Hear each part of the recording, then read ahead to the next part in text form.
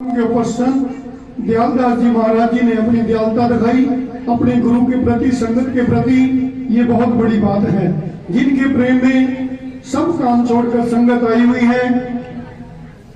और देखिए संत जैनदास जी महाराज जी जो गद्दी सिंह दयालगढ़ से हैं, जो आश्रम है हमारा, और संत हमारे श्यामलाल दास जी महाराज जो बीता से कालपी डेरा है, उससे गति सीन है, वो महापुरुष भी समय निकाल कर यहाँ पर आए।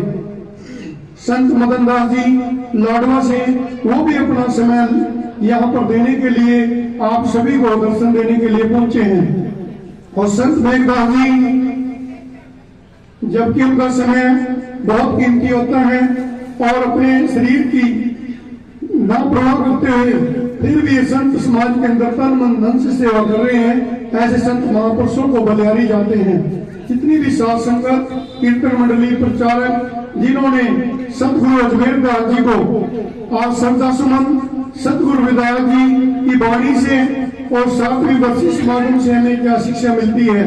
देखिए जिन महापुरुषों ने अपना पूरा जीवन, अपनी पूरी जो नेक कमाई है, जो तन मन धन सब कुछ आपको दिया है, जैसे आज संत दयालदास जी आपको समर्पित हैं। संत अजमेर दास जी की वर्षीय समागम पर देखिए भंडारा कर रहे हैं, सत्संग चला रहे हैं, और भी संत समाज कोई बुलाते हुए चले जाते हैं। ये संतों की रहनी बहनी होती है, संतों की आज्ञा होती है, संतों के विचारों में चलना होता है।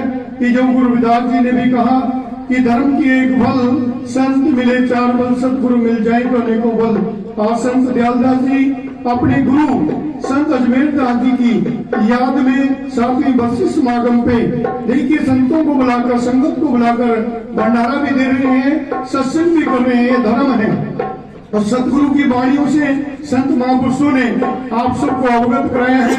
और देखिए बहुत बड़ी बात है कि जो हमारे जो संत लोग होते हैं, उनकी वाणियों से हम इतने निहाल होते हैं, उन्हीं से हमें शिक्षा मिलती है, उन्हीं से दीक्षा मिलती है, उन्हीं की प्रेरणाओं से हमें अपनी सारी चीज प्राप्त होती है।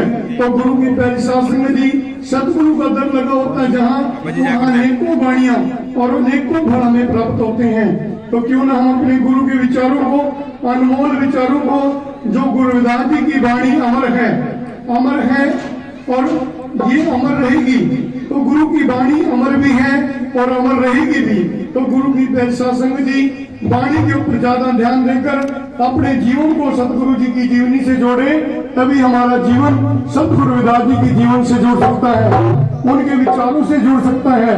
तो मेरे साथ देखिए सतीश जी, वो भी डेरे के सेवादार हैं, पाठी हैं। मेरे साथ मास्टर सुरेंद्र जी रोहतक से हैं, वो भी गुरु घर के सेवक हैं। और राम कुमार जी हैं, वो भी डेरे के सेवादार हैं। प्रिंस जी हैं, और भी अभिषेक बच्चे हैं जो डेरे में रहते हैं, जो भी कहीं भी उनको भेजते हैं। रमेश जी अभी कीर्तन करके आए हैं, वो भी प्रेम दिखा रहे हैं संत दयालदास जी को।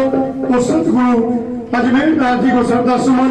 तो हम यही प्रार्थना करते हैं कि जो भी संत महापुरुष हमें बुलाता है, उनके प्रोग्राम में हमें जरूर जाना चाहिए। वो प्रोग्राम आपका खुद को होता है। तो हमारे संत महापुरुष समस्त परिवार ये संगत की सेवा में लगा हुआ है।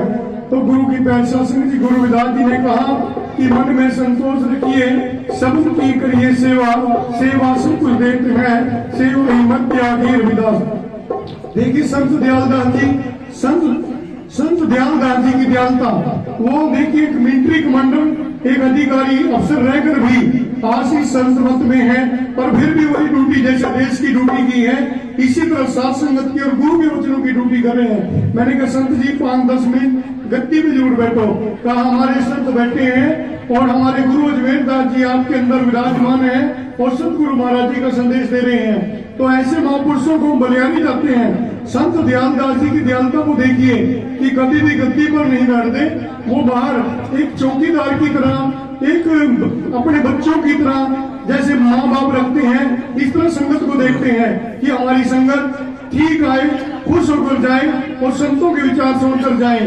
वो खुद गेट पर बैठे रहते हैं। ऐसे संत महापुरुषों को हम बलिहारी जाते हैं। तो संत महापुरुष जितने भी आए, उनके जो प्रवचन हुए, उन प्रवचनों के ऊपर आपको अमल करना है। और जो वर्षीय समागम हमारे संत महापुरुषों की कहीं भी बनाई जाए तो उनकी जीवनी को पढ़कर अपने जीवन को बदल लेना चाहिए और अपने संस्कार और अपने विचार